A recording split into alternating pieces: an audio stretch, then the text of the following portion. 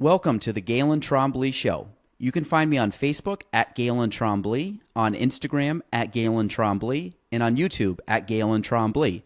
Spelling Gaelan-Trombley. Enjoy the show. On episode 25 of the Gaelan Trombley Show, I have my good friend Matt Craig back. Matt Craig, as you guys heard in episode 1, all the way back to episode 1, he is the founder of Open Gate Farmstead. He is also the founder and host of Craigcast, which is a local podcast that he has been absolutely crushing. We kind of go into a little bit of Rotary. We go into his YouTube channel, Open Gate Farmstead, with his wife Sarah. We also talk about realtor safety. And we actually have a little bit of fun talking about the Adirondack Young Professionals Survivor. Who would win in an Adirondack Young Professional Survivor? I thought I had a very good choice. I think the obvious choice we both agreed was our good friend. Actually, I won't even say it. Was a good friend of ours, but we think that he would have been too good that he would have got voted off just because people would not want to go up against him. So, fun episode. Matt had to leave quick. He had a farm, Open Gate Farmstead,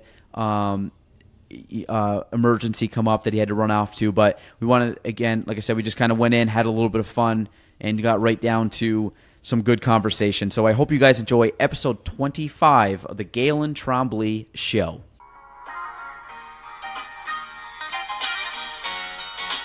Welcome to the Gaelan Trombley Show.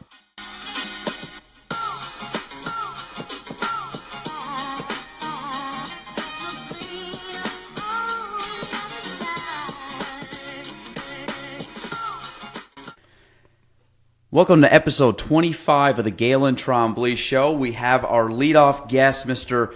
Matthew Craig. You all may know him as one of the co-owners of Open Gate Farmstead and the founder and host of North Country's own Craigcast. He's back for our silver anniversary number 25. And go back, listen to his backstory. We're just going to kind of get right into it. So, Mr. Matt, thank you for joining. Did you make up that silver thing, or is that known for? I think it's 25? Yeah, silver anniversary. Isn't it silver anniversary like marriage? It's 25. I think. I think 50 is gold. Each anniversary has a rock number. I'll bring Ryan Lee back for my silver anniversary. Diamond's one of them too. I just got to be 100. It's real hard to. It's real hard to reach 100 in a marriage. Your 100-year marriage anniversary. I'll drink to that. I'll drink some water to that. Yeah, we didn't plan this. I think we were trying to figure out what we wanted to drink tonight, and then I think Matt called it about as harder than finding where to go to dinner with his wife. So we're both drinking just water and club soda. So I thought the host would just bring alcohol. I was excited for some red wine, honestly. Do you want that white wine? No, I'll drink red, bro. Do you want that white wine? That's all I have here. And I have drinking Bud Light from one of the last 2 podcasts ago. I'll definitely take that. Nah, I don't need that alcohol. All right, just that pure gasoline. Okay, so like I said, we have no topics, Mr. Matt. So just get right into it. How was Rotary today? Rotary today was honestly. Was it the morning one? No, morning. Sorry, morning one. I prefer afternoon, honestly, because I don't want to wake up super early, and I think people got a little more energy by noon. It was honestly pretty serious. We went. The Spark Coalition, they're basically trying to help out with substance abuse, and we saw the documentary that they made, and it was some pretty heavy stuff, man. It was. What was the topic? Basically, it was addicted to hope, so it was sort of like never giving up on somebody if they're an addict, and all the stuff that our community is trying to do to help addicts out and to sort of help them rehabilitate back into community. What company was running that? Was it a local company? Well, it's the Spark Coalition. I don't even know. I'm not sure exactly what they are. I don't know what their acronym is, but they're doing great things. I mean, it's part of the MHAB project. I don't. Where they're Is it like a current event I should know about? I only know about this stuff because of Rotary. No, I'm not a Rotarian. Not yet. What is the official Rotarian? Is it the name? You guys were like white belts and blue belts, and now you guys are yellow belts. Now you're Yeah, you're a blue belt. You a purple belt First now? you're a red. First you're a red badge, and like you get no respect at the Rotary meeting. Like you gotta You sit in the kitchen, basically. Yeah, like they don't even let you. No, you have to stand the whole time. No, I'm joking. They're awesome the whole Wall time. sits. Just wall sit the whole time. Just wall sit for 90 minutes. And then you do some stuff like you sign up for a committee board, and then you get your blue badge, and then you're in it for life. So you got the blue badge is the badge. I got a blue badge. Blue badge. No, it's pretty cool, dude. I like it. Like What's the attendance level at Rotary? about 75 people a week. That's good. That's a lot. No, I mean it's because I've been to a few other organizations, and it seems like it has the most people. And I don't know. I like everyone so far. Everyone's been nice to me. I sell eggs every week. It's absolutely hilarious. After Rotary, I sit down. You pay $1 and do a pitch. No, I do some fire pitches.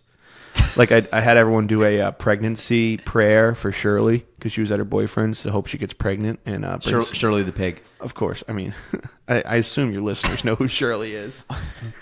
my child.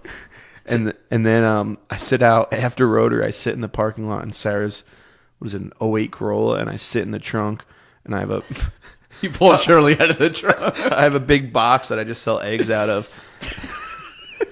And people come. Dude, I can't wait till I can wear overalls to work.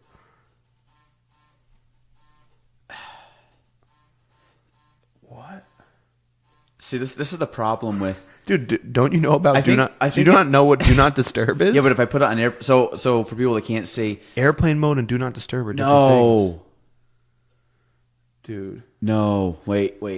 I'll explain. Matt, keep talking about selling eggs. So, my farm that I'm the co-owner of with my lovely wife Sarah Craig, we're down in Keysville. We sell farm fresh eggs. We sell duck eggs. We sell pigs by the half or the whole. We sell rabbits, and it's been fun so far. This year I switched to using QuickBooks Self-Employed on my phone. Shout out to my accountant / homie No Tax. And it's been awesome. After I buy something or after I sell something, I just snap a picture of the receipt, and it goes right to the QuickBooks cloud, and it's going to be a lot easier to do my taxes this year. What is that tax thing? QuickBooks Self-Employed. I got it. Did you talk to Forrest about that? Bro, you can't reveal who No Tax is. No, but he was the guy that told me about No Tax. Oh, all right. Yeah, So- no, they're nothing to do with each other. I'll have to check on. I'll ask some sources. No, so people that don't know, if you don't watch on Facebook, go on Facebook, or not Facebook, YouTube. We tape almost all the episodes. Problem is, and this is mini rant here. We'll get back to the eggs in a sec. We do YouTube Live. It's the easiest way for me to record all the videos. It's the quickest without having to buffer and upload and render, and that just takes way too long. YouTube, within the week, has basically said if you're under 1,000 subscribers, you can no longer go live. Respect to YouTube. So I won't disclose how many subscribers I have on YouTube, but I was top 3. But it's under 1,000. Under 100. I actually told Jordy the other day to make 1,000 email accounts and then subscribe to my YouTube channel on all 1,000 accounts, and I'll get my YouTube Live back. So if you guys can help me get YouTube Live back, hashtag get the Gaelan Trombley show back on YouTube Live. But instead, I found out that we can record on YouTube directly to YouTube, which will take away the rendering speed. Problem was, typically a lot of these things, if I put it on my phone, because I do it from my phone, if I put my phone on airplane mode, it usually doesn't record. I just tried record. Isn't there do not disturb though? Well, maybe, but the call just came in. Oh, maybe that's right. You can keep it on you. I don't know, dude. I got you, man. I'll figure this out. So, but and now it's on airplane mode, which basically means nobody can contact me or send me anything while I'm talking to Mr. Matthew. But it's still recording, so I got to see maybe when I'm done. Hopefully, it's still. I don't know. It's a test run. This may never actually hit the airwaves or the YouTube waves because I could screw it up. But I usually just test it. I just kind of wing stuff until it gets right. Like I said, speed over execute or speed over perfection. I just like to execute. So to me, a decent plan today is better than a perfect plan tomorrow. Abraham Lincoln, Michael Scott. So I actually wanted to ask you about that after, but I don't know. So hopefully you guys will be able to see this on YouTube. I'm testing. This is our test course. So if it doesn't make at least the video that's fine. You'll still get to hear Matt's velvety smooth voice on the the audio. While we're talking YouTube, check out our farm YouTube page, Open Gate Farmstead. By the way, crushing that. Right? Dude, we're up to 415 subscribers. Very good. But I mean, the quality of the videos Sarah, are good. I got to make Sarah make videos for the mortgage company. Dude, I want Sarah do it? Yeah. Yeah. Sarah's like... She's so much cooler than me. That's true. But Sarah's... she's talented. I mean, just for kind of like doing it self-taught, she's very good at the video. So Open Gate Farmstead on YouTube. Check it out. They do a lot of cool farm videos. I think you just did one with rabbits. Yep. So you are watching it. Go into give the people a little taste of what they'll see on Open Gate Farmstead. It's mainly, I would say Sarah is definitely the main character, and this is sort of her project because her brother is a super successful YouTuber. He's up to 5,000 subscribers. And now subscribe to him. Yep. At 1806 Stonehouse. He's a badass. I actually listened to his podcast. It's good. It was a good one. Dude, he's smart. I feel like he's like a super genius. Yeah, he seemed good. It was a good conversation. And then yeah, like Sarah enjoys doing it. I got her a pretty nice camera, and it's a valuable skill because marketing isn't going anywhere. So YouTube is almost like the practice ground, and then let's say we want to make like an awesome commercial for the farm one day, or I do want her to make videos for the mortgage company and stuff like that. So it's important. Anything that you learn that's a skill like that, like, I don't know, who knows? Maybe one day I'll be coming for you, Aaron, and I'll start Open Gate Farmstead Marketing Co. Yeah, I mean, I think from a standpoint of it's, you guys have a niche because it's the farm, but there's also some good just cinematography in the videos. They're not boring. Yeah, the quality's good. She's got some very, she's mastered kind of the basics of cinematography to make things look visually more appealing. Yeah. Where like that's part of some of my videos I'm limited because it's just me and I like time wise, but like I think because she can kind of do it throughout the day, she can really kind of like pick and choose and do some cool things with it. So I think the quality is just really cool. You can tilt that down too if you need to. And there's always a lot of cool stuff going on at the farm. There's a lot of cool stuff going on at the farm all the time. So it's like, there's ducks swimming in a pond. There's bunnies jumping around. There's a lot of B-roll. Yeah, exactly. Yeah. Like that. The hardest thing, like I want to start doing some sort of videos in the mortgage office, but I'm just on the phone all the day. What was all the wood you guys had the other day? It was like loaded on your was it kind of like did you guys have a trailer it was loaded on? There was probably a bunch just loaded of logs in the truck. It was a bunch. No, it was bigger than that. You had a bunch of logs laid out. Oh, we were the garden. That was our raised bed gardens. Was it just like pine end cuts, or was it actual? Did you see full logs? It looked like full logs or half cut logs, but they were long in length. They weren't the end pieces. Huh? I don't know.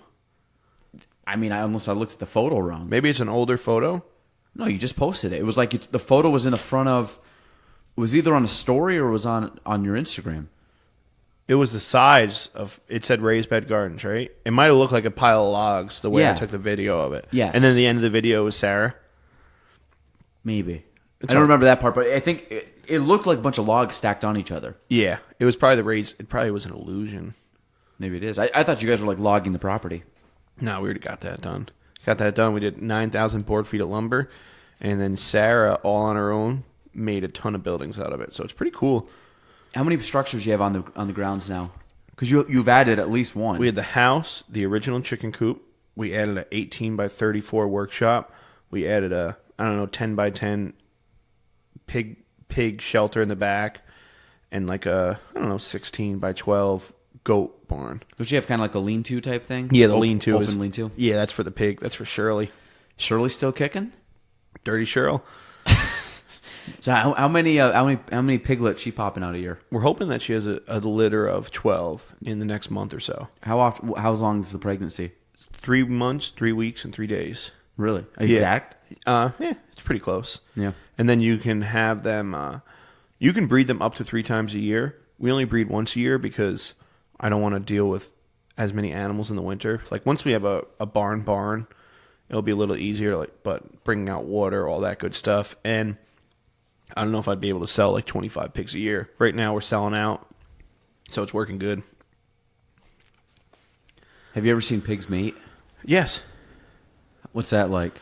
Exactly like you think it would Just be like dogs? Yeah. Same thing? Pretty much everything mates similar. Ducks are pretty fucked up the way they mate. They hold the girl underwater. And whenever there's like Sarah's mom or Sarah at the farm, she always like yells at the duck. She's like, "Stop doing that! You're drowning her!" Because the male grabs him by the back of the neck and holds him underwater and gives him the old 1-2. A little punch there. That's really how that's done? Yeah. Bunnies, chickens look the same. The male gets on top. What's a rabbit pregnancy? It's pretty quick. I think it's. I don't know. Those things multiply like crazy. Yeah. Well, you know how I got 50. How many litters do they get? Like, what's in a litter? Anywhere from 8 to 15, 16. Jesus. And then they can. Well, the thing about rabbits is they can breed when they're like 3 months old. So that is why they breed like crazy. Like I put a male in with. We were butchering rabbits. Shout out to PETA. And I put a male rabbit back with the females by accident. And there wasn't a breeder. Like it was just like a regular old rabbit. And we had 8 females in there, and he bred them all. And we had 52 baby rabbits. And imagine just being a rabbit all day, just hopping from. Dude, I would love to be a rabbit. What animal would you most want to be if you could be any animal? Something that flies. That's what I was thinking. Yeah. I don't know. The ocean might be so cool, though. Nah. You don't think so? Well, the thing is, think about the ocean. Don't know about the world is 75% ocean. You're only going to see 25% of the world if you're obviously, besides a bald eagle. I'm not sure what else I would want to be. Bald eagle? Bald eagle would be dope. Fly around. I don't know. Like, I'd say a cool bird. I'd probably want to be a tropical bird. Like, definitely something that's good at flying. I'd want to be a bird that just travel. Like, why? Like, that'd be cool. Yeah, like an Instagram. Because then you could really just go anywhere. Like an Instagram influencer. You live on the bird. ground. You live in the water. You live above. If you're a duck, fly ground and water. Little, Canadian geese. Summers in Canada, winters down south. A duck's not a bad thing now that you think about it. I don't know. I mean, then you got like the lion would be dope because king of the jungle, but that I think it's overrated. I don't know. I think maybe like a fisher or a weasel or something. You know what'd like be that. cool? Like the flying monkeys on the Wizard of Oz. You get a little bit of the monkey. You got the opposable thumbs. You can do the monkey deal, but then you can fly. The thumbs are an important. I would say man. I would say a Wizard of Oz monkey, to be honest, because you get a little both. Yeah. Hey, do you watch Jeopardy? I mean, I know of Jeopardy. I wouldn't say I'm a normal. Are you a normal watcher of Jeopardy? My son loves Jeopardy. My son's Really? also 15 months old. Yes. So Shout out to Crew. he's just crushing it. So yes. So this guy's been on. He's a professional gambler. He gets on. Typically, people that watch Jeopardy, usually the winner of Jeopardy wins like in the $20,000 range, roughly. They probably get 2 Final Jeopardy in the high teens, and then they usually, maybe 30s, low 30s. So I'd say anywhere from 20 to 35. It's roughly the average. Let me guess what he got. 325,000. Okay, so probably by tonight. So what happened is now he won the first night, won the second night, won the third night. By the end of day 3, he had like $130,000. So he was averaging about $40,000, $45,000 per episode. So he's already above and beyond the normal thing. Because what he's doing, he's answering obviously a lot of questions. The guy's smart. Then he's just like Double Jeopardy, all in. He's got like 20,000, all in, 40,000. Then he'll go Double Jeopardy, he'll be like, I don't know, 30,000. He'll go up to set. So last night was his 4th night on. He got the all-time, think about this, all-time Jeopardy record for total in a single episode at 110,000. How does Crew process Jeopardy? How does just he likes like it? He likes the noise, likes the sounds. Yeah, because likes the clapping, likes Double Jeopardy noise. All right, so it's more stuff like that. Well, I mean, he's not figuring out the questions, but he gets excited. He might be, though. He might. He's smart. But this guy, so now he's day 4. How old do you have to be to get your real estate license? 18. Dude, I can't wait for 2036 when Crew takes over Clinton County. Crushing. As the 3rd Trombley in a great lineage of real estate professionals. We'll see. Maybe. I don't know. If he wants to, great. If not, that's if he doesn't accept his contract with the NFL.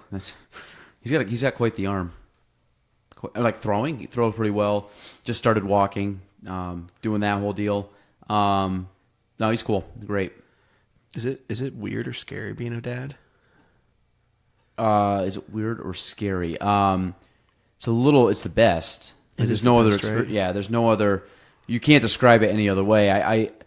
It's weird in the sense that you are responsible for another human. The other thing I find weird is that, like, I've now put in perspective more of my life watching him. Now he's only a year, and what I mean by that is Crew was born, I was 28. My parents were 28 when they had me. So we're almost, identical time frame. So now I look at him as this 1-year-old. Of course, then it's going to probably take even more precedence when he's 3 and 5 and 7. Like, where I thought my parents were at that age. Obviously, you think an adult, the adult's got this stuff all figured out. And then I kind of look back at it, I'm like, he's 1. He just, like, mom and dad are it. Mom and dad are, like, his crew. You know what I mean? Like, they're thinking that, but then on the flip side, as me and Gina are parents, but then you're trying to figure out just life and things and everything else that goes into just, life, that he obviously has a perspective that we are like his superheroes because we're his parents, where we look at it as like, holy crap, like we thought this about our parents, but now we realize what our parents' situation was with us. And then it kind of makes you have more of an appreciation for your parents because you're seeing it now on the opposite side where you're like, holy crap, he really thinks, and but like all he wants to do is hang out with it. Like I'll come home and he'll just want to play and he's calling, dad and picking you up and doing all the thing, which is like so awesome. But, you're his whole world at that point, where back when we did it, like when I was a little kid, like that was the same thing. I viewed my parents as just, hey, my parents know everything. They're these, and then it's, so over time you get to kind of look back, and it's almost like looking back in time and kind of seeing, almost like watching you as a child, but from like the sidelines kind of thing. And then being like, holy crap, like we are, I don't know. It's just a cool perspective. So that's the weird part, but I think that's kind of been rewarding a little bit because I get to see and appreciate what my parents did for me. And obviously that's just going to continue as I get older, because by the time he's 18, I'll be the same age, and him going off to school or going out and just graduating high school. Now I can put in perspective what my parents felt when I graduated. But like, of course, 18, I was just like, good, I'm done high school. Like, great. Yeah. But obviously it's kind of like a coming of age thing for your parents. So, 18 years from now, I'll get to experience that. Do you want to have his 3rd birthday party at the farm? Pony rides? Goat rides? Pig rides? I'd take him up there when he's a little older. Yeah, when he understands. He likes horses. He knows you can say nay. You could tell him that the goat is a horse. To be honest, he loves farm animals. I really would, because I think, not now, but I think, once he's ready. Yeah. Make sure Shirley's still alive. Yeah. He likes pigs. He likes horses. He likes ducks. What do you think about goats? He likes ducks. Sheep say ba. Goats say ba too, or ba, whatever. Yeah, goats have a little more. Sheep are like bah. Goats are a little bit like bah. Yeah. No, I don't know. So he kind of does that, like the voices, but he's still good at the voices. No, he would do that. I think, but definitely by the time he loves animals. That's like his jam right now. Little kids, whenever they come to the farm, they have like the time of their life. They have so much fun. Oh yeah, you're a kid. Yeah, or an adult. I have the time of my life on the weekends. It's fun. Yeah, you're just driving around in the 4-wheeler, just hanging out, drinking beer, like looking at all my animals, eating meat. It's great. What do you on weekends? Do you pretty much like unplug, disconnect? Yeah, or for quite a bit. You probably noticed that my Instagram stories aren't as lively on the weekends. Really, I'm the same. I don't really post on the weekends.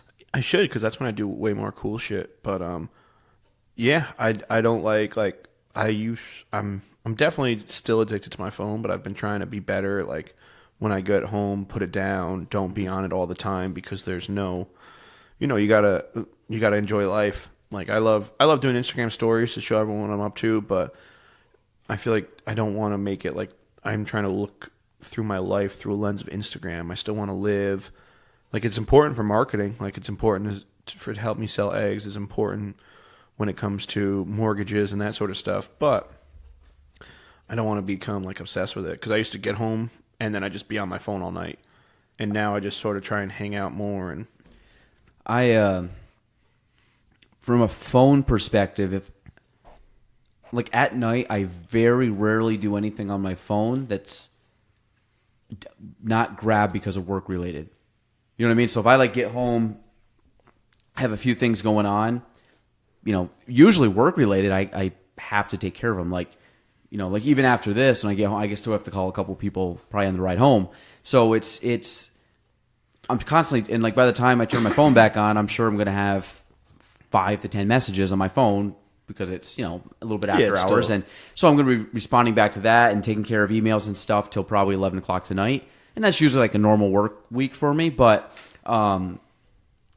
if I didn't have that, I probably wouldn't. I'd probably go home, phone off, do whatever. I don't watch a lot of TV, but I'd probably read more. I probably would watch some TV here and there, but like Monday night, I watched college basketball finals, but other than that, I haven't really watched any TV. If I watch anything, it's usually like something on YouTube where I subscribe to people or watch. Well, I feel like you're a big learner.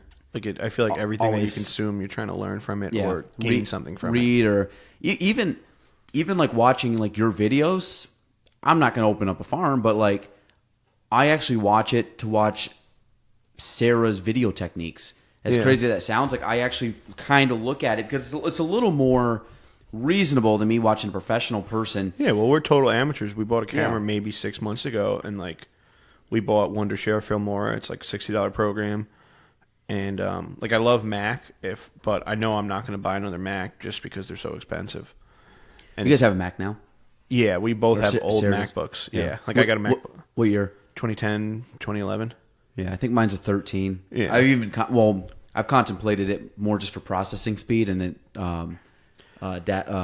well, for you, memory. like you don't have to, like we have to run Windows to use most of our mortgage programs. Like you don't. No, you don't have to do that. I would get a Mac, and to be honest, my next Mac I'm probably going to splurge quite a bit on. Because you should get a desktop versus a laptop. But this is mobile. I would love one. I would love to have a desktop. Yeah, get a desktop here. But the thing is, like, I mean, it's just easier. I can go home. I can take it. Yeah. You know, if I have to go home, if I go on a trip, I can bring it. If I'm here, if I'm traveling, you know, like, I do want to get a desktop. I think at some point I'll get a desktop just more for memory and probably editing purposes. And to be honest, like, probably something Jordan could use or something more than I would use. But I'd probably have it set up on my desk, and this would be my travel because it all syncs up. So it's not. Yeah. It's not like anything that I do is going to be like. I'm sure if I move something here, it automatically move there, and vice versa. I like it. Cloud-based, baby. Yeah, I got to figure it out because right now, when I bought this, it didn't have a lot of memory. Had it think like 120 gigs. Like this thing right here has 2 terabytes. You can put a lot of stuff on that. I put all my photos on that. Took them off this. Problem is, I still have a lot of stuff on this that I should really put on this, and then this is my setup right here, and then I can pretty much get this almost down to very little. Yeah, whatever project you're currently working on. Yeah, so I can really. I got to do a better job of that. Actually, I might do that later today. This is like stuff I think about, and I just move everything on there, and then literally just kind of work off of this because very rarely do I need to go get it, and it's just a couple extra clicks if I have that plugged in. I just got to make sure I have it with me, but I do most of the time. It's just an external hard drive, but congratulations for getting 1,000 downloads, dude. That's awesome. Yeah, I don't know where that stacks up, but it's triple digits, so it seemed pretty good. You know, it's not as good as me. I mean, it's no Craigcast, but I spend a lot of money on advertisers and stuff like that, though. Yeah, I don't have any advertisers yet, but I think yeah. How did you? I mean, you have a pretty good following. I think so. Pretty good listener base. Yeah, like I mean, how many? You're probably 20 something episodes too. Yeah, 20. I think this will be 21 or 22 tomorrow. Yeah, and I probably have listened to 4 or 5. Just I mean, you're probably the same with listening to mine. It's just time in the day. It's tough to keep up with everything. Because I'll only pretty much listen to people I know. Like on Joe Rogan, I'm kind of the same. I listen to anybody who I think is interesting. But on Did you listen to Kevin Hart? Dude, that was a phenomenal Very podcast. Good. That's one of the better ones. Part of it because I really like Kevin Hart, but probably the best this year so far. I would, yeah. Like I can't think of this year. Nobody's been amazing. Really, I would put him up there with Elon Musk, obviously. Yeah, and then Elon Musk was probably last year though. That was last year, but that was very good. I think it was Kevin Hart. He's a comic, but smart dude, works hard, and just mindset is there. He's got a good mindset. I loved the quote. You're writing a book right now. Like what's going to be in your book or something like that. Yep. Smart guy. I actually saw him in concert. I saw him in 15 for one of the tours. Yeah. His new special just came out. I've been wanting to watch it, but I haven't watched it yet. I just by the time I get home, I just don't want to start something at 11 o'clock at night. So I'm just like, I'll probably maybe this weekend I'll try to watch it. It's just an hour, but man, he's funny. His specials though, they. I mean, I've how many? You're probably 20 something episodes too. Yeah, 20. I think this will be 21 or 22 tomorrow. Yeah, and I probably have listened to 4 or 5. Just He's by far my favorite comic. I don't know what my favorite comic is. I like Joe a lot, but His last special was good. that was a good special. Is it Triggered? Yes. Whatever the last one was. It just came out. I watched Brian Callen's. I follow him a lot too. His was pretty good. Some of the deliveries and stuff I didn't care for as much, but he's usually pretty decent. But I think Joey Diaz is my favorite comic. I've never seen his stand up. I gotta. He's funny. He's hilarious. Oh, when you he's listen so to him, hilarious. But I gotta listen to more of his stand ups. I think the other one, like, I find Theo Von hilarious. Oh, Theo might be my favorite actually. Dude, Theo's Instagram is so awesome. There's certain things that are the Rat King, baby. There's certain things, but like he is, I think, the wittiest person I've from a comic standpoint. Yeah, he's just constantly two. His mind is just working. He's very like crazy. genuine. Like all of his stories and stuff are hilarious. I think most of his stories are legit true. No, I think they're all true. Like he's like what, from Louisiana or something. Yeah. He's got a big Southern drawl. He has a mullet. The South is wild, dude. I love the South. I got a couple buddies from the South, and they'll vouch. Louisiana or wherever they're from is pretty wild. It's like a different world down there. I feel like in the U.S. there's like multiple different worlds. Yeah, I think if you take, it's almost like different countries. Break it down. You have the Northeast. You have the Central. You have the South, Southeast. Mm-hmm. I would say 6. You have Northeast, Southeast, Northwest, Southwest, and you have North Central, South Central, and then Florida.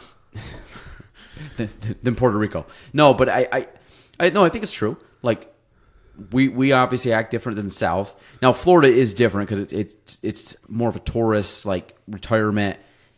I wouldn't consider Florida the deep. There's parts of Florida that are deep South, but we're talking, basically from there's like the Panhandle nice resort, over. There's like the nice resort part, and then there's like deep Florida, the gator hunters type people. Well, there's people down there. I mean, when I go down, there's not that bad. But I think if you go like Panhandle, maybe some more. Florida drivers are crazy. We just went down there. 2 people like tried to make us wreck them. Like we went down to Stuart, Florida. We're set near. What was the airport? It's where all the old people live. What was the airport? West Palm Beach. Okay, East Coast. I don't know. West Palm Beach is East Coast, even though it's West. Yeah. Then yes. Just a little bit north of Miami, but Fort Lauderdale. Like these people tried to make us T-bone them. It was crazy. Like we were going, they were pulling a Yui from. So there's the 2 left turning lanes. Mm-hmm. We're going, or it's a straight or left lane, and then another straight or left lane. We're on the inside one, and they're one to the right of us, and we're just going, and they just try and do a Yui, like an illegal Yui, like, and we're right there. And I'm like, what? Like, that was crazy, because my dad was like, Matt, these drivers here are wild. You wouldn't believe They're it. nuts. And it's like they were trying to make us T-bone them. When I go to Naples, I'm actually very nervous driving down in Naples, because a lot of it is just kind of like big highways that just intersect with 3-4 lanes of traffic. But the problem is when we go down, which is kind of their busy season, which is the winter, you have all these people that go down to Florida for a couple months out of the year, whatever they do, 6 months, 4 months, and they're all old. A lot of them can't drive at all. And the problem is that they're not head checking, they're not looking, they're just turning, they're slamming on the brakes, they're cutting people off, and it's like it's a whole nother world. I'm fine with driving down there. Like, I mean, me physically driving. Yeah. The problem is I don't trust anybody else on the road, because you're driving down, and next thing you know, I mean, I've been cut off more times down there than up here, and I've down there a week of the year. And it's not even like a cutoff. It's like you're going to wreck your car if you don't slam on your brakes. Like, it's slam one on thing, the brakes, swerve yeah. around people. I mean, it's that people just cutting across the road, bikers just biking all over the place. I'm like, dude, you people need to, I don't know. I get like anxieties kind of with that, because I'm like, dude, I don't want to hit anybody, and you guys got to head check a little bit. You got to give a head check or a wave that acknowledge that you're walking across the road. It's basically like college kids, but add 70 years to them and then throw them down in Florida. Yeah. I mean, it's unfortunately that's probably one of my only negatives. I don't like the heat, humidities. I'm not a big Florida guy, to be honest. I don't know. I can see why my grandpa's like, Matt, it's beautiful 364 days a year. I love it. That's San Diego, but yeah, true. But I mean, I don't know. I like the North Country. It's pretty sweet up here. Yeah, man, I couldn't go down to Florida. I couldn't live down there.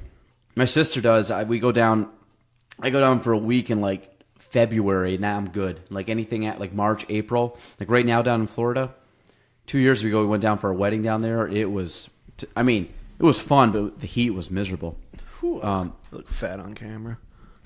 It's because you're leaning back. I was going to tell you to get closer because the screen's like halfway cutting Matt off, and I'm within. It's all good. We'll throw a big K right there. I got to get something there.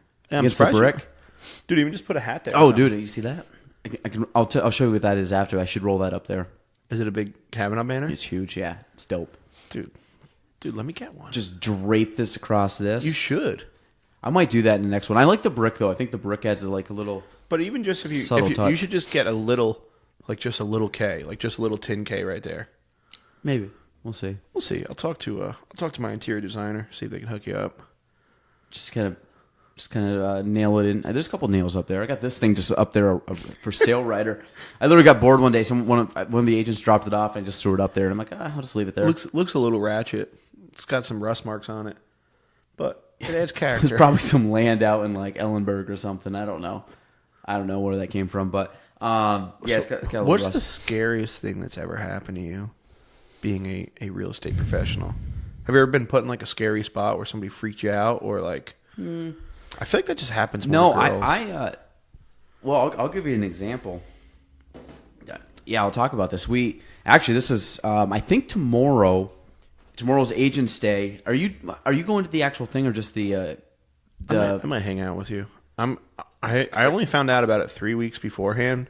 I don't know if it was my fault not checking emails or what, but I found out about it and we just didn't have time to make all the marketing materials and stuff. Well, the one of the keynote speakers a few years back, a lady down, I think in like Arkansas. It was Arkansas. Was Arkansas. Larry Morgan was murdered showing a house, and her son, I think, is actually the keynote speaker tomorrow. So, but part of that with like realtor safety, because you got to think about it. We go to homes, some vacant, some seller's not home. We go meet people at homes. Now, usually, for the most part, I know a lot of people. Trust me, there's plenty of times I go and the first time I meet someone is at the house. It's tough to. Now, in a perfect world, I would get every single client to come meet me in the office. Yeah. Talk about whatever. Well, you're supposed to you're supposed to have them meet you in the office, like get a copy of their ID, like stuff. That'd be weird to ask people to do that. But that's what's recommended, and I get it, but ask any agent. They don't do that. Nobody does that. You know what I mean? Just because it's inconvenient to have a meeting here, to have a meeting there, to have a to go show a house. And now part of it is like there's some people that are kind of sketchy. Now my thing, I haven't had any real problems with it, like real problems where I've been like kind of nervous. But I mean, a couple years ago, I know there was a guy that called up and was going and looking at. He was a high-end cash buyer, is what I was told. And he was going to houses, and he was basically calling up female realtors. All these homes were big, expensive, vacant homes. And I think a couple of the realtors actually, he wanted to, or ride with them to the place. Like, basically, can we just carpool to the house? I'll meet you at the office.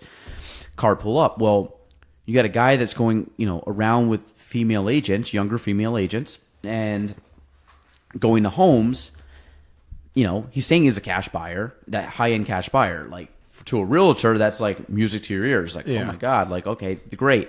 It's kind of like too good to be true, so nobody's going to pass him up kind of deal.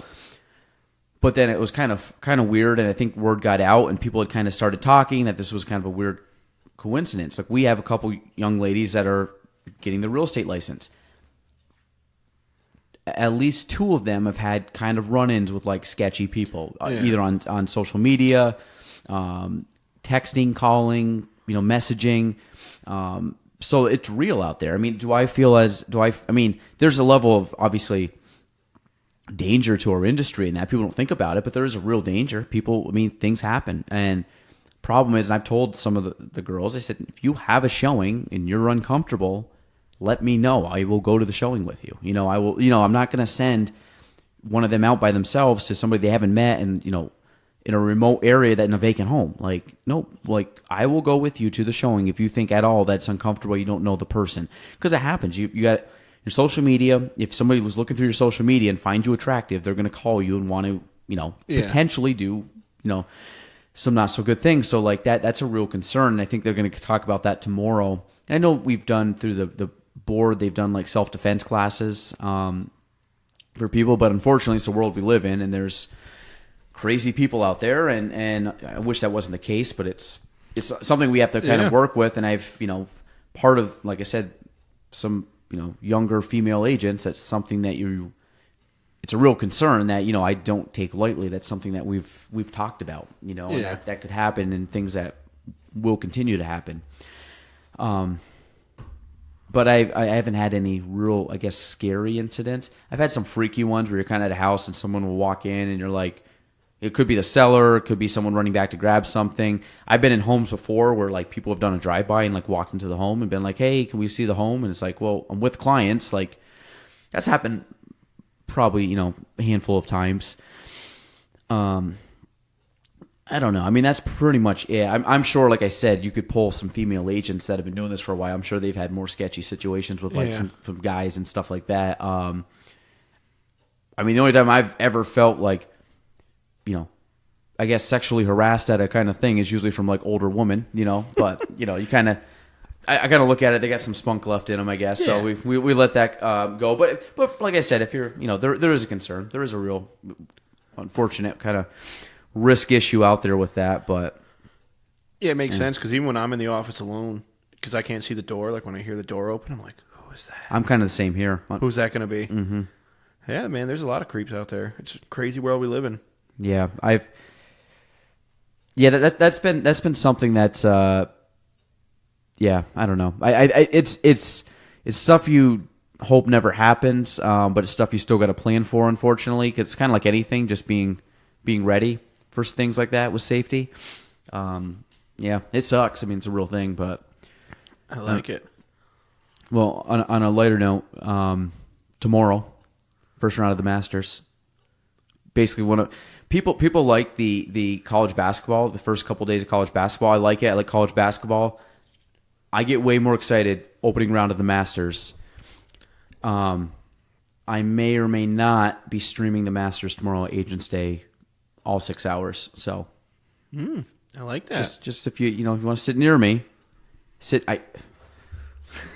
We'll leave it at that. This episode won't come out until tomorrow anyway, so that's fine. So I will be not really paying attention too much. I'll be watching the Masters. But, I think, I don't know. I'm looking forward to it. I mean, you obviously play golf. Yeah. I haven't watched a ton of golf, but really last summer was like the first summer that I was really into golf, and like watching or playing? Like having good shots playing, not just playing like 1 or 2 times a year, if that. Do you watch golf at all? I barely watch TV. Do you know what the Masters is? Yeah, no, okay. I know all that stuff. Okay, I know all the basics. I'm like, man, I'll change subjects really quick. Green jacket, don't worry. I'll get gold my green jacket, green jacket. Who gives a shit? Is it gold or is it green? It's green. It is green. All right. That's but if you watch Happy Gilmore, it's gold. Tour Championship, gold jacket. I read not Arnold Palmer's. What's the best golfer ever from Arkansas? John Daly. I read his book. His book was awesome. Which one? All My Exes Were Rolexes? That was a song of his. Yeah, all my exes are from Texas. Yeah. He's he plays music. He's actually fairly good. He has a song called "All My Exes Were Rolexes." John Daly, he's a treat. Oh, I love it. I love the stories from the book. It was great. Which one was it? My Life in the Rough. Yep, my life from the rough. From the rough, I've read that one. Yeah, he's a character. He was a very good golfer. I mean, he's a 2-time major champion. Dude, he's the man. Golf is fun. It's a finicky game. I like it because you're never going to be good enough. No. You can play it till the day you die. Golf will drive you crazy. I kind of look at it like you can always get better, but like it's a lot easier to get worse. Well, think about the thing in golf. I love team sports, trust me. But there's something to be said when you're doing like an individual sport because it's on you, but you can get better. Because think about golf. You can hit the ball farther. You can hit the ball straighter. You can hit the ball on the fairway. You can hit the ball already. Yeah. You can hit the ball on the fairway. You can hit the ball on the green. meaning you can hit it better. You can increase your putting efficiency. You can increase your approach to the green, meaning how close you hit it to the pin. Greens in regulation. Like, I think you can play your whole life of golf. You can get good. You can get down to scratch. Well, guess what? You're always going to want to do something better. Either hit a certain shot better, maybe hit the ball, or hit a chip shot. Maybe, if you're kind of a halfway decent or amateur player, you're hitting pitch shots and flop shots and bunker shots, but then you get better at, hey, I'm going to hit the, maybe a shot that goes and bounces twice and checks up to the hole like you see the pros do. That's tough to do. I mean, those guys are so exact on how they're hitting the golf ball. But, I mean, there's a reason pro golfers, all they do is continually trying to get better and better and better and better. That's why they go to the range all the time. Like, why does, I don't know, the top golfer, I think Rory actually just took the top spot with the win at the tour. I thought the top golfer in the world was Donald Trump. I think on weekends supposedly when he's playing he cheats all the time. That's what I heard. But that was an article from a lib too, so I don't know. I also heard conflicting things from multiple people that said he was actually a very good golfer. I'm very proud. So I don't know which one's which, but I never fluff up my shots. I will take gimmies every now and then, but I never fluff up my shot or give myself a good lie. You do? No, I don't. No, I'm very big on playing as it lies. In a scramble, I do. Give me one instance. It was the 11th hole of the Barracks. No, I don't know. My in a scramble, I will. The only time I might is like right now because it's like the weather's not good. Yeah, it's shitty. Yeah. Like if you have a plug ball, or if I hit the ball and it goes in the fair. My thing is if you're in the fairway, in crappy like beginning of the season, if I hit it in the fairway and it's plugged or there's a big chunk of mud on it because it's mud all over the place, I'll clean it off and just put it down and hit it. In professional golf, can't touch it. Can't you clean your ball now putting though? You always could. You always could. You have to be on the green, but you can mark the ball. You can. So if you're a pro golfer and you hit it into a mud, I guess nice courses don't really have mud problems as much, but you would have to just play it as a muddy ball. Yep. But you think about it, very rare. I mean, if it rains, they do get mud for sure, Yeah. and when they hit the ball, it affects the flight of the golf ball. But like I'm talking, I hit in the fairway in April, probably till mid-May up here when it's still just crappy and the grass hasn't, it's just not good conditions. If I hit it in the fairway and it's like full of mud, or you kind of get it and it rolls through and literally half the ball is just chocked with like little specks of mud, I will clean that off or if you hit it and it's kind of like still wet and you're almost like in semi-standing water, I'll move it to a dry spot if I'm in the fairway. If I hit it in the rough, I'm playing as it lies because to me, I'm getting penalized for hitting it out of the fairway. Exactly. So I've always been big on that. Just play the ball as it lies. I don't fluff it up. I don't fluff it in the fairway. Now, mid-May, when the weather gets nicer all the way to the end of the season, if I hit it in the fairway and it's in a divot, if I hit it in the fairway and it has mud on it, I'll play it. I'll play it as it lies. Like I really don't like taking anything. I take gimmies to speed up. Like I'll take a close gimme if we're like in a group playing and it's like it's not for just anything to speed it up. I mean, if I'm playing like my own ball, like if I was out with just me and you playing my own ball, I'd play everything. I'm trying to think anything else. I'll take a breakfast ball every now and then, but that's about it. I'll hit 3 off the tee. I do it all the time. Like if it's my first hole, potentially, depending, if I like run down from the car and I just like tee up a ball and just swing and I just kind of push it off into the like that I might. But once I get the round going, if I hit it out of bounds, I'll take 3 off the tee. Yeah. Trust me, last year I had some awful scores. I didn't hit the ball much, but I think I took, when you're hitting 3 off the tee on 4 holes, yeah, your score gets up pretty quick. All of a sudden, you just added 10 strokes to your game that weren't actually strokes that you actually physically hit. If I go in the water, I play it. I'm very big on just playing a lot of the rules of golf. Now the new thing is you don't have to pull the flag stick out. Yeah, I like the flag stick because I always try and give it a chance. I hate leaving putts short. So like you can anywhere on the green, you can leave it in. Yeah, and I like leaving it in. It definitely speeds up play. I mean, I would putt with a flag stick in if it was just like going quick and I didn't feel like going to walk to pull the flag. Like half the time, I'm not in a position now golf-wise where I really care what I score. I just like, to me, going out and just like playing what I find halfway decent is acceptable to me. So if I just go and just hit a putt, I really don't care. I don't really line up half my putts I play. Well, you know that as you play Yeah. with me. My give a fuck on half my golf game now was downhill. 10 years ago, no, I would have really focused, but now I don't care. What have you played yet this year? Nope. Have you? No. Well, I played in Florida, but that's it. Yeah, I haven't. Golf clubs. I want to go. I got 1 or 2 tokens in the car. I want to go use. I go down Hit Bluff. Yeah. We should do that next week. Yeah. I know. Well, I got my grandpa's old clubs with me now because I just have them at the office, and my good clubs are down in New York. But it don't matter. I know Casey's been hitting a few. Obviously. Yeah, he's You don't get that good by not hitting a few, bud. I know. Back in the day, I used to go to my high school, and I would hit golf balls I'd go a couple times a week and hit for an hour or so. Just literally just dump a garbage bag out. I had a natural turf little mat, and I would just hit golf balls out, go pick them all out of the ground because they plugged, put them back in the bag, bring them home, wash them, and do it all over again. So those were the good old days. So I had time to kill, and it was fun. I used to just back on the iPod days. I was with Ryan this morning. We had real early breakfast, and I was talking to him about I had it on my iPod.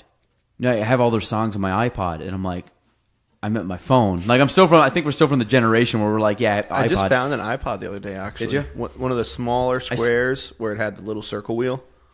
The thicker one or the skinny? The skinny one. Yeah, so the Nano. Was sort of a newer the iPod. one. I think it was iPod Nano. That's the one I had. I didn't have the first generation that looked like the big white brick. Yeah, kind of like a cell phone I looking had thing. The big white brick. I should bring back the shuffle. I never had the shuffle. I didn't like the shuffle because there was no screen. So literally, because at least on the Nano, you could scroll through and pick the song you wanted. On the shuffle, you couldn't. You had to just click through. You said it had like 500 so it legit was a of shuffle. Fire. Huh? You had to have like 500 megabytes of just straight fire music, so you love it all. That's the worst thing when you're listening to music. Like you get in the shower, you put music on it, it goes to a song, and you're like, what the fuck? Like, so I usually before I get in the shower, I'll make like a 3-song playlist. Maybe I should start listening to podcasts in the shower. I tried. I can't hear it.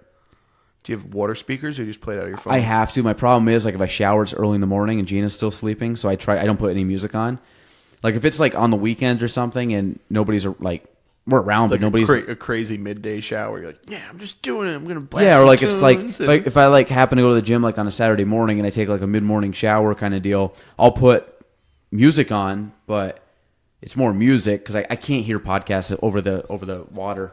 Or the fan or whatever. Yeah. I should get water speakers. Those are cool, but then I probably would. Maybe I'll buy water speakers. But I don't take long showers. I love showers. I don't take them that long. I'm anymore. in and out easily within 5 minutes. Good man. Like I good for the environment. Yeah. Usually I can get in and out of a shower on one song. Like if it's a 4-minute song. Damn. Yeah, you jump in, get under the water quick, wet the hair. Are you a cold shower psycho? No. Nope. I want to become one. Nope. Nope. The only time I'll take a cold shower is if it's after working out in the summer and my body temperature is so freaking high that I have to just cool myself down. Right now, no chance. Warm. Maybe I'll try a cold shower tomorrow. Let you know how it goes. No, you'll see if I'm fired up at. I've taken. Would I jump in a cold shower really quick just to kind of like wake up? 100%. I'm not standing in a cold shower to actually bathe. Like I'm not gonna sit there and like shampoo my hair while I'm just like getting blasted by cold water. That's to me stupid. Let's try it. No, I'm not trying that. People do it. Like I think people do it from the standpoint of getting under the shower and just letting it rinse, like rinsing off. I feel like they do it to get hard. You better never touch my foot again during this podcast. I'm trying to move around here. I'm trying to get some space, and Matt's just nonchalant. just take it off over. camera, but all his feet are in my no, I'm on camera. MySpace. It's all good. Did you have a MySpace? Dude, my MySpace is fire. I still visit it weekly. Do you really? No. Ooh, let's see. Can you find MySpaces still? I'm gonna check. I got the computer today. I never had a MySpace. Really? No. Were you a freak? No, I didn't have Facebook until college, I think. Dude, I was an early adopter. I had Facebook in like probably 10th grade. I love how I've had a lot of people because I do a lot like social media wise. Like, oh man, you must be on this all the like do this and that. I don't really know a lot about technology. I'm really bad, as you can see with the YouTube thing. You're gonna get the first like 5 minutes of this podcast cut off because a phone call came in and basically cut our feed. That's what I was trying to get at before. As soon as the call came in, it cut our feed. So I'm going to have Jordan try to merge the two. But it literally might be the first 5 minutes, followed by a 30-second hiatus, followed by the last It's all good, baby. couple hours. But Put something cool. Put a would nice- you want MySpace? I can't find mine. There's so many Matt Craigs out there. It's tough. I just want to see if MySpace is a thing. It's still a thing. Featured content on MySpace. Wow, you can connect with people. That's so Wow, MySpace, cool. Can you search people? weird. Yeah. The best music. To be honest, I've gone There's through so most many- of these. I don't even know who half these people are. There's so many Matt Craigs out there. It's tough. I didn't have it. You will not find a Gaelan Trombley on MySpace. If you do, someone either just created it or there actually is another Gaelan Trombley That would in the be world. awesome. You get so famous where people create fake profiles for you. Oh, there is a Gaelan spelled the same way. Let's check him out. Oh, yeah, so this dude. Oh, Ellie's going to love this. It's actually under the username Gaelan1 fucks 1 shit 1 up. So that's cool. But this guy is a guitar guy, and his name's under Gaelan. I actually DM'd him. He hasn't touched his Instagram in 5 years, 6 years. I want the handle, at Gaelan. Just at Gaelan. At Gaelan. This guy's got it. He's inactive. He's got a MySpace, so you know this guy's not... You know that guy's not... When's the last time he actually logged in? Instagram, he hasn't done a thing in... years. Yeah. There's just mad Matt Craigs out there. It sucks. It's good, though. Good, solid Christian How many name. Matt Craigs do you think there are? There's a pro baseball player. There's a photographer. There's a musician. What is there, 7 billion people in the world? Is there that many? I think so. We can fact check. I love this. I would honestly say there's probably 100,000 Matt Craigs. I hope I don't get scammed now with Earth population 7.53 billion, and the projected line from basically 1960 was like 40 something billion, 40 something million, and it's like this. So literally a straight line up to 5 point. Oh no, my bad. That was 3 billion people. These are B's. Sorry, folks. We're up to 7.53 billion. What do you think about? I've thought about this as a real thing. It's in a book I'm reading now, which I say reading. I haven't read it in over a year, but I'm about halfway through. But the idea that when do we have a population crisis? I think it's right now. I think it's already happening. You think? And what I mean by population crisis, think about, I'm looking at this, so 1960, I'm kind of looking at this map, was roughly 5 billion people. Okay, so we've doubled. 1960 was 3.5 billion.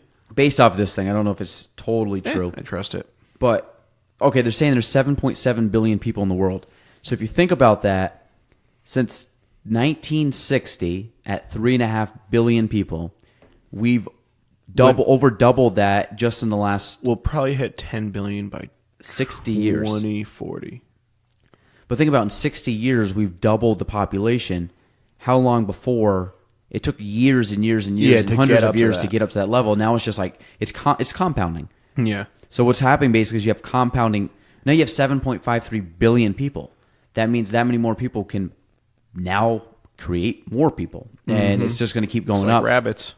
Yeah, so I wonder what the... What the tipping point is, like when it's really bad. Yeah. Supposedly, according to Alex Jones, the globalists are trying to figure out a way to do population control. According to Alex Jones, I don't know. It was on Joe Rogan's podcast. I have never actually watched a single thing of his. He's pretty crazy, but it's sort of entertaining. So, I don't follow him at all, but when he's on, I've listened to him twice on Joe Rogan. Wow, this is crazy. Okay, this is really cool. So worldpopulationview.com. This is a cool website. So, wow, annual growth rate. And wow, this is literally everything for us. Okay, so... Is that in English? We need a young Jamie in here. Oh, it is? Okay. So this is pretty cool. So they're adding. Literally this. Okay, so this site is actually adding people or subtracting people based off of China and India just swapped. Not swapped, but like moved people. This is kind of freaky. Okay. So basically what it is 2000. Wait, I got to look at it. 2019, world population 7.7 billion people. China leads the way at 1.4 billion. Shout out to China. Doing great. Doing great. Just great stuff. Now, this is funny. So, who do you think is going to take over next as number one in the world? This is incredible. Wait. I'm gonna give you the rundown. I'm going to make this fun. We're going to do the top 10 populations in the world. Can I try and guess it first? This is incredible. I would never have guessed this, but America. Well, you want to go from one down? Make it easier. What's the biggest country you think? China. I just said it. Okay, number 2. India. Got correct. Number 3. By population. America. Correct. Number 4. You will not get this. I bet you it's... Is it like an African country? I'm not going to tell you. Just take a stab. Oh, Russia. Incorrect. Indonesia. Fuck. Number 5. Actually, I would have got this because I was thinking in my head before this came on that this would be a top 5 country. I was correct. Russia? Brazil. Oh, yeah. Number 6. Russia?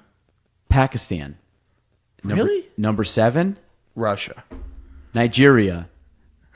Number 8. Russia. Bangladesh. Number 9. Indonesia. Russia. And number 10, Mexico. But what's crazy about this, they talk about growth rate. So China's got 18% of the population of the world. Indonesia's got just under 18%. China, 18.5%. Indonesia, 17.74%. United States, 4.2%. Do you think big drop? India or China is going to knock us off number one? Are we known as number one still? We're still all right. Yeah. In other countries, like obviously we're number one here, but in other countries they're like, nah, fuck America. We're all about China now. United States. Just think of like an economic, political, entertainment, fashion, all that kind of crap. Like I say, maybe fashion, I get it. Like there's other, but you know what I mean. For the most part, pop culture, people still want to be United States. But that's interesting that Pakistan's up there. But think about this, which is Jesus, kind of crazy. So they have the 2030 population estimate. Jesus. And the 2050 population estimate. 2030 is 10 billion. 2050 is 12 billion. Potentially. But this is for each individual country. I'm just going to do the top 3. United States, they say, is 328 million people currently. By 2030, 11 years from now, you'll have 354 million. That means our country is going to increase by 25 million people. By 2050, 20 years later, 389 million people. But look at this. Indonesia goes from 1.3 billion to 1.5 billion to 1.65 billion. I got to buy some stock in Indonesia. But China, get this, China, 1.4 to 1.441, a little bit. By 2050, down to 1.36. So everybody else is going up quite a bit. China, they actually say, is the growth rate is going to go down. I think China has a big problem with people not having kids. They used to have a 2-child rule, but I think that's removed now. Yeah, now you're allowed. Maybe that's why. They used to have a 2-child rule. And but why would the population go down at that point? Well, I think the culture is still there where people don't want to have kids, maybe. Maybe. It's got to be. Like just switching from big families to smaller. Yeah. I mean, thank God we still have huge farming families. Think about that. I'll bring them back. I mean, back when they had dozen kids was kind of normal. Now people are like 2 kids, we're good. Like that makes a big difference. Probably the growth the growth rate's still more just because of the amount of people. But this is pretty crazy. That the fact that you can growth rate, man. Nigeria is crushing at 2.6%. This is actually a cool website. It's worldpopulationreview.com. I want to see what they project. I think it actually goes to all the countries. There's a country called Reunion. That's great area. Great. It looks like the Russian flag almost. They make an excellent ceviche. This is great. Bottom 5 countries by population. I would have got the last one. I would have got this correct. They're considered 0% of the world population.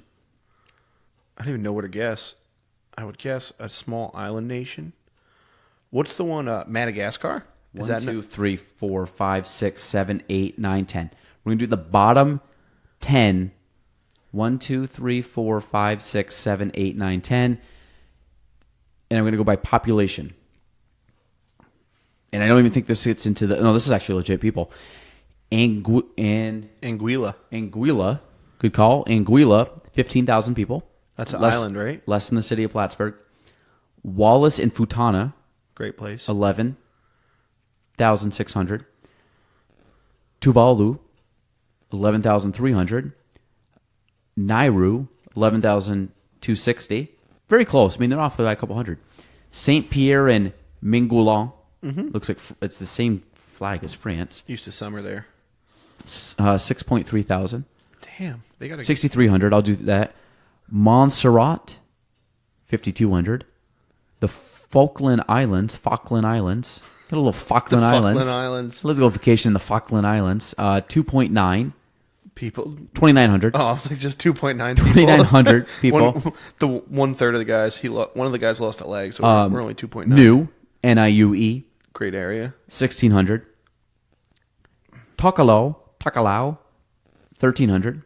I hope nobody from Takalau is listening to me. Dude, I hope somebody from Takalau because they're like, it's actually pronounced Tukalu. Where do you think the most random place anybody's ever listened to? I had listeners. Oceanic. Oceanic. Okay, it looks beautiful. The bottom country. I would have got this correct. Population. You want to get one more stab at it before we download that? I don't want to do that. Keysville. Close. It's actually got less people than Keysville. Vatican City. Vatican is its own country. It is 700 and I've been there. 799 people. Why is the Vatican allowed to have a wall and America isn't? Jesus, baby. I don't know.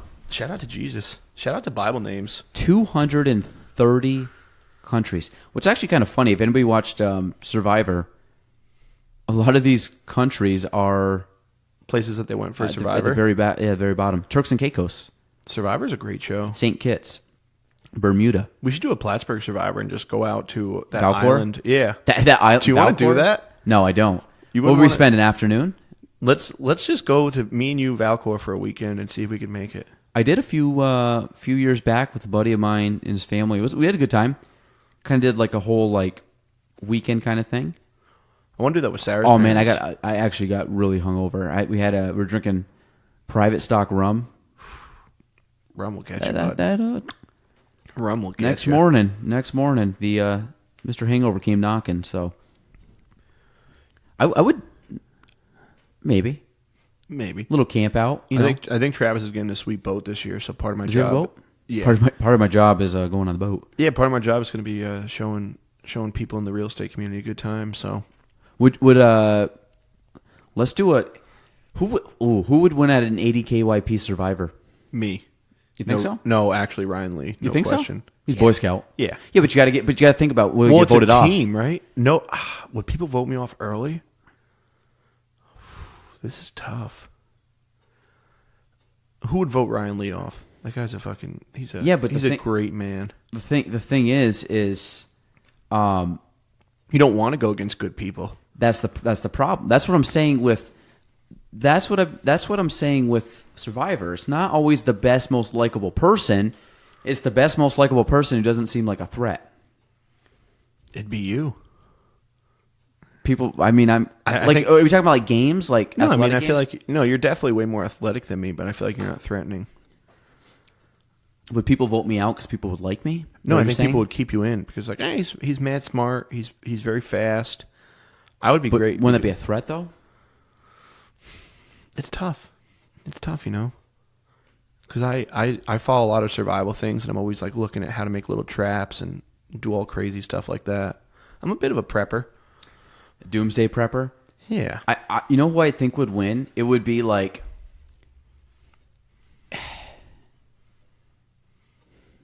I'm really thinking about this. I think Ryan would survive and you would survive. Ryan would be great. Ryan, I'd want on my team. I'd want Ryan to build my shelter. And Ryan's a fairly athletic guy.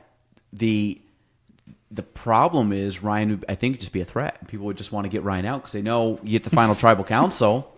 You want to get final tribal council. I don't want to go up against Ryan. Ryan would win the damn thing. Is the final one like a battle against each other? No, No, it's tribal council. It's a at vote. the end, All the everyone people you votes for- voted out votes for you. So it's kind of like you got to make Damn. friends. That's what I'm saying. So like Ryan, if I'm going up against Ryan, he's gonna win. I won't want to go up against Ryan.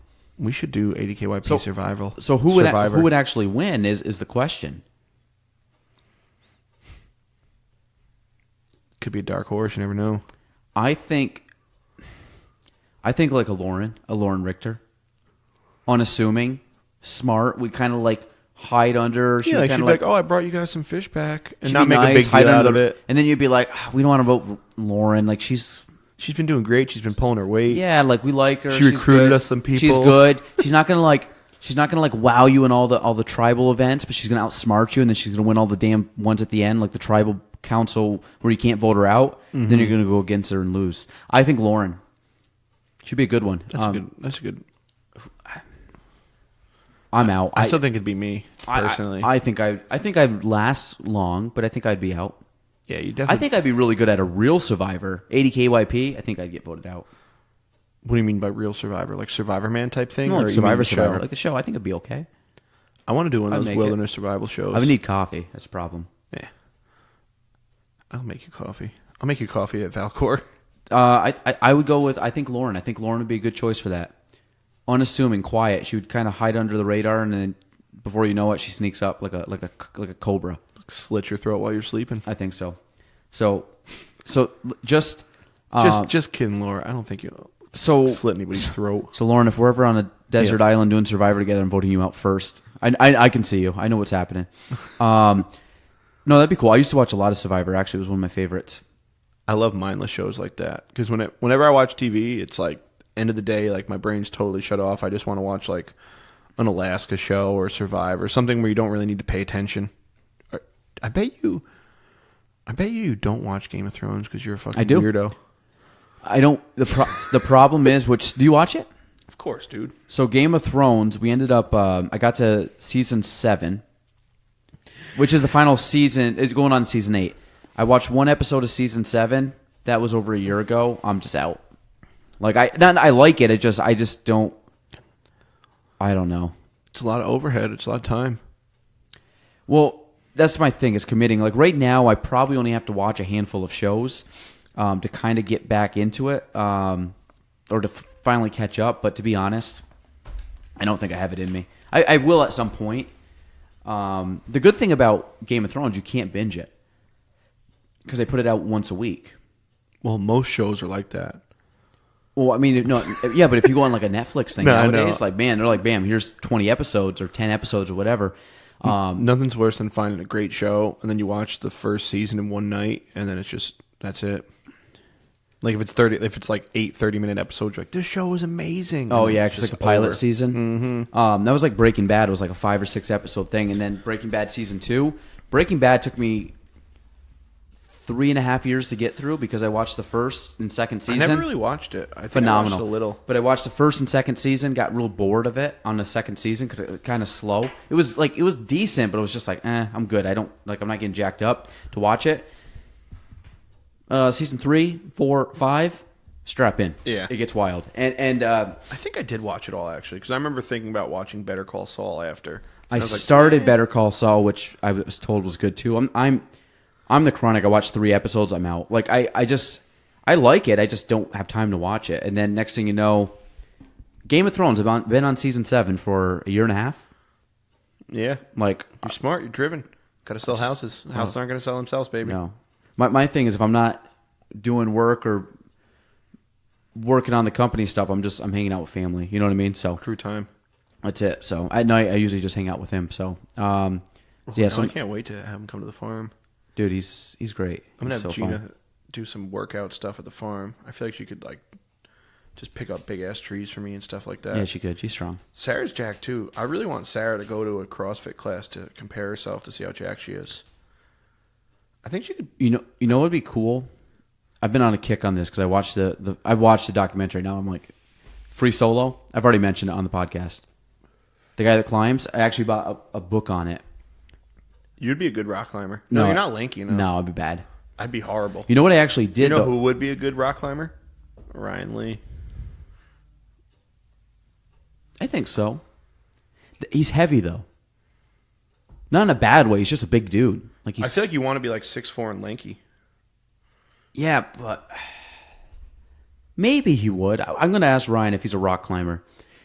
You know, have you ever done the ropes course down in Bolton Landing? Nope.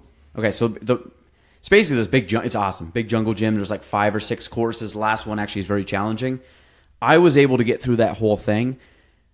We went with a buddy of ours and bigger dude. He struggled. Strong guy, he just struggled because you're literally holding your body weight the whole time. Then you had these little high school kids that weighed 90 pounds, but as long as they had some type of strength to them, they could go through this whole thing and be totally fine. You know, they could sit there, they could climb all the ropes, go across the railings. You get done, your forearms and your grip are shot.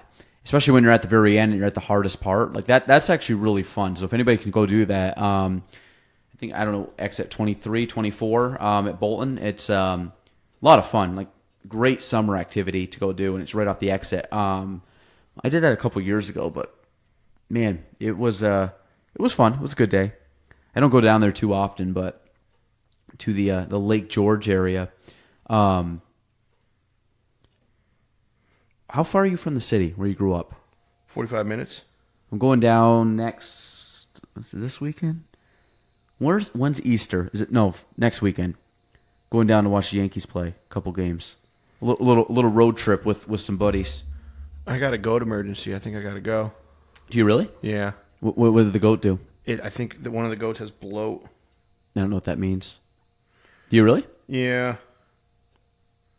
Is that worse than the rabbit thing or better? I wouldn't be sad if a rabbit died. What's bloat?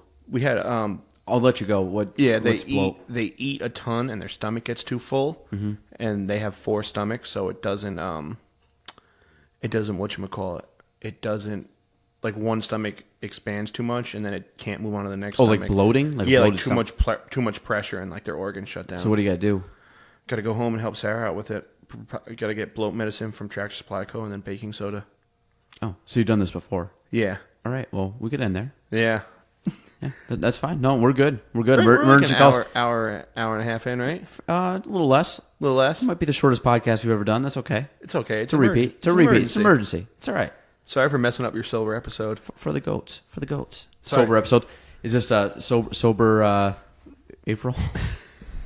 Sober right. April. So Matt Craig is gonna. No, you can go. I'm sorry, everybody. I love you guys. Thank you so much, Gaelan, for having me on again. Thank you. Keep crushing. And now I have a good chance to go on. I'll be on for episode 50 now. We'll plan it now. 50 every 25. You're gonna Yeah. get a little Matt Craig reunion. Yeah. Okay. I'll get you back on too. No, it's fine. Wait, no favors. Family comes first. Baby. No favors. Goats come first.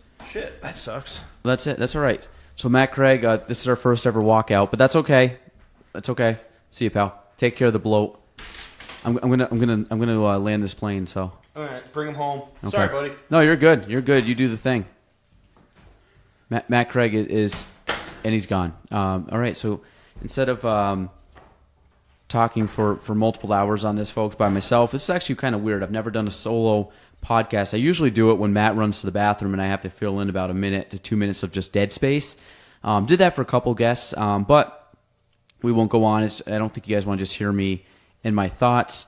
So we're going to end there. That is episode 25 of the Gaelan Trombley Show. We have, let me see, next week we have a couple people. We had one that was supposed to be this week that had to get rescheduled. Possibly next weekend when we go to the city, I'm going to be with a couple guys. We may do something down there, potentially. I don't know. I'm sure they'll be listening to this and say yes or no to that idea. Yeah, I think it's good. If you guys, obviously, if you have any questions or any things that you would like to kind of see, or I guess you're supposed to ask for ratings and all that stuff. I don't really do that. You guys can do it if you want. Like I said, I'm not too concerned on the audience of this or how many people see it or listen or how many people download it. I just kind of do it more for my enjoyment and to talk to some interesting people. Again, Matt Craig obviously being a pioneer, and again, I've talked about this before. Matt he started, I think, kind of like our local crew of podcasts. We have Matt, he runs Craigcast, which, like I said, has a he's picking up a following. I would say I'm kind of the second tier behind that. I think he's done a very good job. He's had some pretty good guests on, and he does a good form of interviewing. So if you guys can check him out, again, that's Craig Cass, where all podcasts are found. Also, brand new podcast started by friend of the show and guest, I believe, on episode I don't want to get it wrong, probably 17, something like that. Ryan Lee has started his own podcast called Stories of Gumption. It is brand new. I've listened to a couple of his episodes so far. Pretty good. I think he's done a very good. He's done a very good job for coming out of the gate. I know we had talked about it when he did the podcast, and that wasn't that long ago. That was in the month, and he's already. I think he's got 7 or 8 episodes recorded, so he's dived right into that, and I think he's got a great platform. He's definitely taken on a topic of. He explained to me gumption today being kind of people that have persevered or kind of kept plugging when things might be tough, or when the kind of the going gets tough, the tough gets going kind of people. So people that just put in the work and overcome obstacles, and when they run into adversity can kind of overcome that and become better or improve or just accomplish things. So I think his platform and topic and subject matter is cool because it really offers a glimpse into a certain specific topic, where something like this, where it's just me and Matt kind of shooting the shit, and most of the guests that come on, especially if they're my friends, if I have Matt, Ryan, Meg, I mean, those people are we see each other a lot. We just kind of get together and we can kind of talk about any topic because we know a lot about each other's backgrounds and we see each other quite often. So those for me are fun because I'm just bringing friends on and having conversations that hopefully you guys like to listen in on. But then, I have some people that, come more as, maybe a subject matter I want to talk about, or maybe something, or someone I've never met before. And it's kind of one of those, hey, you should interview this person. And I think would be kind of, those I need a little bit of both. So I kind of hit on those where I think Stories of Gumption with Ryan Lee, he's really gone onto a topic, and obviously each episode it's different. It's a different level or different tier or different subject matter of gumption.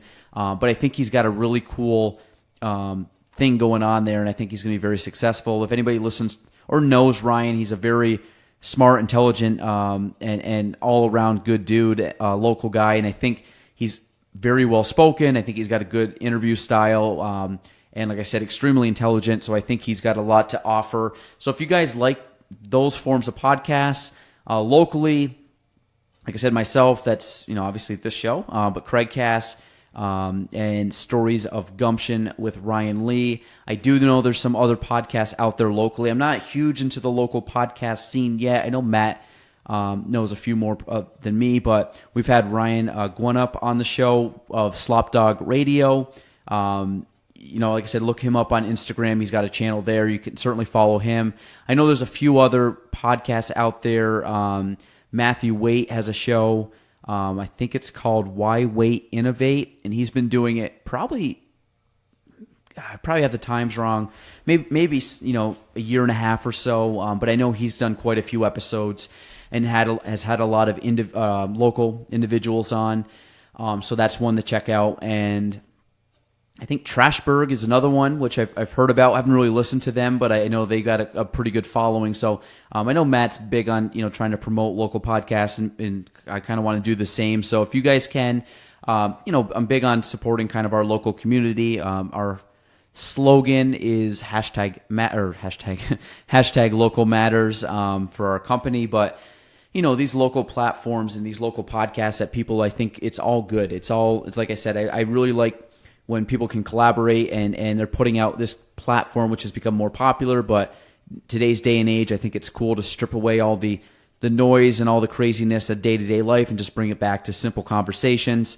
And hopefully you guys can kind of be a fly on the wall in our conversations. And I think that's all good. So any of those podcasts that I just listened, they all kind of have their own unique spin and take and guess. But, if you guys can support those people. They're doing some great things in our community, and I do think it is an art form. I'm not as polished as probably some of those who have been doing it a little bit longer, Ryan's just got up and running, but I think he's onto a great start. Matt's, big podcast guy, and he's been doing it for quite a while. I think he's a few more months than me, but I would say we're all within a year, and a couple of those other podcasts are probably on their, going into their second year or so. So if you guys can, please support those local podcasts, like I said, reach out to those people and say that you do enjoy listening to them. I'm sure they would appreciate the feedback, and it kind of gives them a little boost in morale to keep going and to keep putting out some good content for you guys. I think that's it. In regards to like possible other things or other topics, if you guys have any recommendations, I love hearing recommendations of people. One of my things I kind of don't like is people requesting to be on the podcast. It's kind of one where, I've kind of said before, like if I, kind of want you on the podcast, I will certainly ask for you to come on the podcast. But I really do it kind of more as I want to be interested in the people that I'm talking to. Like I said, it is my time. And my time to me is my most valuable asset. It's just something that is always limited every day. So for me to sit down and have a long-form conversation, I do want to have some interest, obviously, in the other person.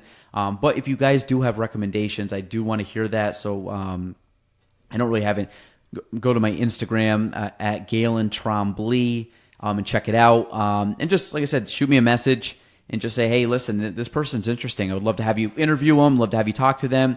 And it kind of gives me some ideas of different people. Again, it's more of people I want to talk to, but it's been so far geared at local people. I haven't really gone above and beyond and really reached out of our local area. I think as this, platform begins to grow, or this channel begins to grow, I will probably look farther, to other people. But for the most part, I like doing in person. So, and I'm not like Joe Rogan. I don't have enough leverage where people are going to want to fly to Plattsburgh to come interview with me. So usually it's people that I know might live out of the area, and I might reach out to them and say, hey, next time you guys are in town or you're in town, are you willing to do a podcast? I've had a couple out of town guests so far, people that I've known that have moved away and come back. But so I try to coordinate that way too. So if there's people that that may live far away that would be kind of cool subjects to have on the podcast, by all means, definitely reach out. I would love to have, all different walks of life, whether they're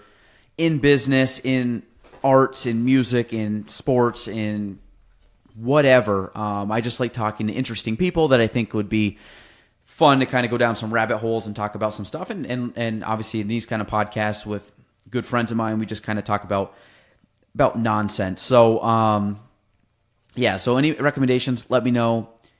Again, so please support your local podcasts. They all do a phenomenal job, and they all come from a place of wanting to provide value and content for our local listeners. I think that's it like 10 times. People are probably listening like, is this actually it? I don't know. Matt left. So I'm just kind of going on maybe a few like housekeeping items that I probably haven't gotten to. Also anybody that is well-versed, I try to learn a lot of this stuff on the fly for myself.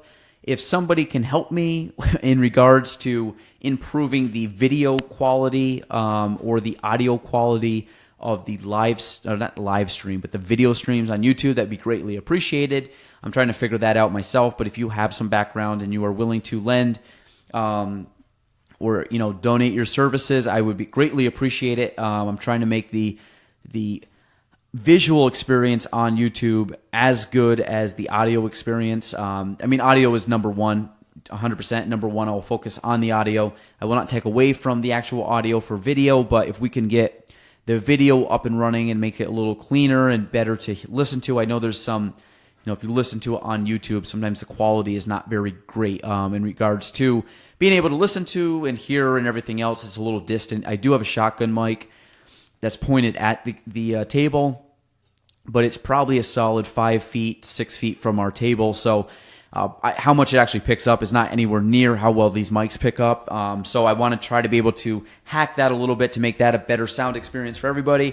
The visual part, I do tape it on my iPhone 8, I believe I have, iPhone 8. So I'm kind of looking at possibly investing in some cameras and stuff that will or be able to give a better visual and cleaner and kind of clearer, maybe zoomed in a little, not as grainy kind of footage on YouTube, Facebook, things like that. So if you are good in either of those two, if you can help me out, that would be extremely well. I've had some help from friends in regards to setting up with some mics and with, we got a bigger setup and we got some cool things going on. I've had some help with that from some friends. So that's all been good. So hopefully that it gives you, at least allows the guests when they come in to wear headsets, and people will kind of ask, why do you wear headsets? It allows us to hear what you would be ultimately hear. So yes, as I'm talking right now, the feed is coming back in my ear, so I'm listening to myself talk, which I'm used to now. It doesn't really bother me, but sometimes guests will put on a headset and be like, okay, this is weird, I'm not going to do it. I think we've had a couple of guests that just refuse to wear headsets, which is fine. I think wearing the headset, though, allows us to give a better quality, knowing that maybe we're talking a little too far from the mic or too loud or too, and it allows us all to kind of regulate. I can obviously adjust the levels in front of me and all that, but it's cool when guests can actually hear that. And the fact we have 4 setups, so we can have up to 4 people. I don't think we've had the 5 guys, 1 mic, but we weren't all on our individual mics, which would have sounded much better. But I have had up to 3 people. I don't think I've had 4 yet, which hopefully will happen at some point. I'm sure I'll get some of these guests back, some reoccurring people, maybe in a group setting, which will be fun. I think that's, man, I'm trying to think. This is kind of, I don't get a lot of chance to kind of just go over some random stuff here. That usually I kind of like to update people if people are listeners of the show. Trying to think. We talked on the mics. We talked on the visual point of it. I think, let me see. I guess the last thing I want to say, and again, won't be the last thing I'm probably going to say. Bad habits, I got to break them. But I do want to thank Miss Jordan Duquette. She is considered the producer of the show. That's the title that I've given her. Jordy came and started working with me probably 4 months ago and did not know anything in regards to like editing podcasts and videos and things like that. And she has gotten very good. So if you're listening to the podcast, that is Jordan's doing. She's the one that is able to kind of edit and make this. I do the recording, but she's the one that edits and puts it all out for your listening pleasure. Also the videos, if people follow me on YouTube or Facebook or Instagram, all those videos, a lot of those videos or things are chopped up by Jordan. I post on Facebook, I post on Instagram, but YouTube is pretty much Jordan. She's done a phenomenal job.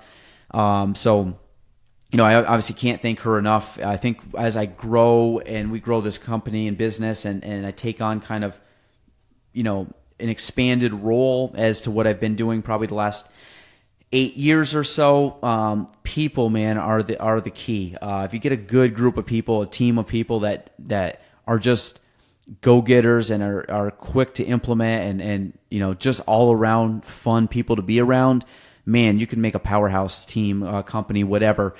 So Jordan has been extremely impressive over the last few months, and I know she'll continue to get better. But I want to thank her for being as great as she is, and as she's now become fairly tech savvy, and I'm sure she'll roll her eyes at that, but she's done a phenomenal job at doing all this stuff.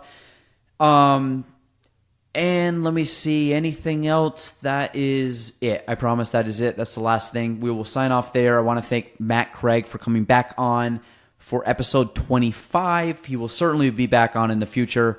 Again, please check out those local podcasts that I mentioned before. They're all doing great things. And like I said, please support other people and share and reach out to those people and say how well they are doing if you guys do enjoy their channels. So for that, I am Gaelan for Mr. Matt. Hope that his goat situation gets better. But that is episode 25 of the Gaelan Trombley Show. We are out. Thanks for listening to the Gaelan Trombley Show. If you want to reach me, you can go on Facebook at Gaelan Trombley, on Instagram at Gaelan Trombley, and on YouTube at Gaelan Trombley. The spelling, GaelanTrombley.